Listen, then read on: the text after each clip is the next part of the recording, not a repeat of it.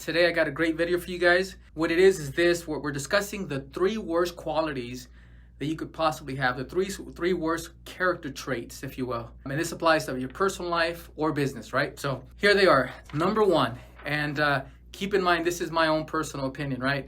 Number one is pessimism, right? Somebody who's just a negative Nelly. They're always looking at the worst side of things. Now, understand that it's important, I think it's important, to always look at all sides of a situation, of a scenario, a business, whatever it is that you're trying to dissect. Absolutely. You got to play it like a game of chess. It's not checkers, you're playing chess. However, if your objective, right, when analyzing a deal is just to be able to find what's bad with it, what's wrong with it, and then stop there, then that's the problem, right? You know, whenever I have a situation, a decision I'm trying to make in business, I have to think about all the negative, right? All the bad things that could possibly, happen, right? Everything that could go wrong, but you don't stop there, right? What you have to do is then go and look for a solution, right? Figure out, well, if that happens, then what's my move? What do I do, right? And I think that's important. I think that's important because the other way, if all you do is just you're a negative, pessimistic person and you always got something bad to say, some reason why this is not going to work or that's not going to work, who wants to be around you? Honestly, who does, right?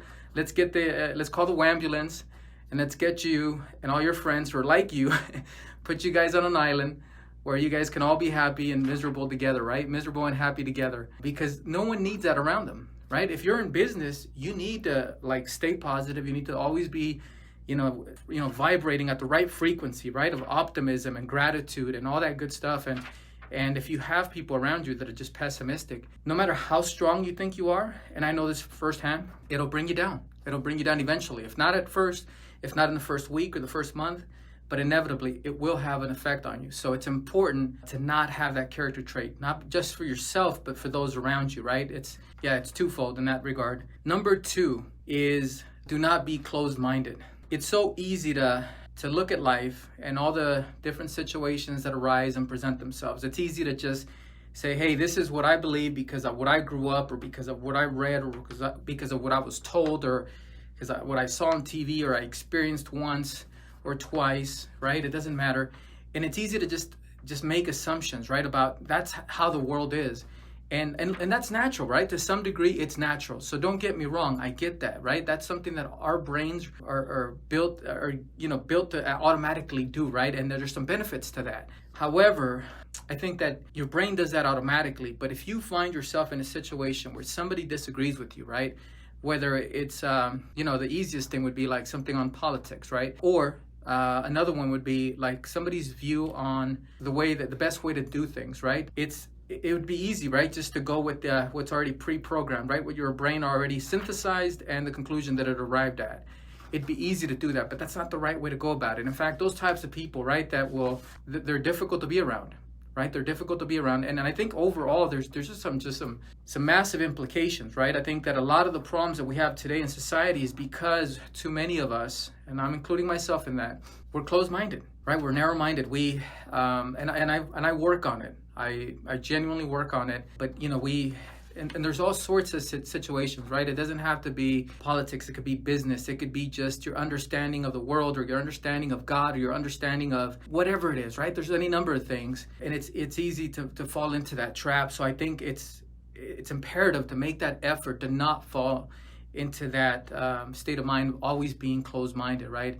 Yes, that might be the default setting, right? Or the default setting might be to make assumptions, right? And then it's up to you to make the effort when confronted, or in general, right? If it's something important, even if you're not confronted by somebody, if it's something important, give it some serious thought. Like, you know what I mean? If we're talking about something, let's say it's in business, right? Let's pick one that's a little bit easier. If you think that advertising on Facebook is the best way to go, and somebody comes along and they says, it's a waste of time and energy and money for this industry, for this type of product or service, the best way to go about it is the traditional way. Let's put it on newspapers, or let's put it on the website, or let's go on the radio, right? Let's get an hour some show on the radio, and let's go on there and talk about this product, right? And even though you may have tried Facebook ads and you've been relatively successful with them, right? And the inclination would be to say, well, if it's not broken, why fix it? Be open-minded. Listen to them, right? What do you mean? Well, exactly what are the numbers?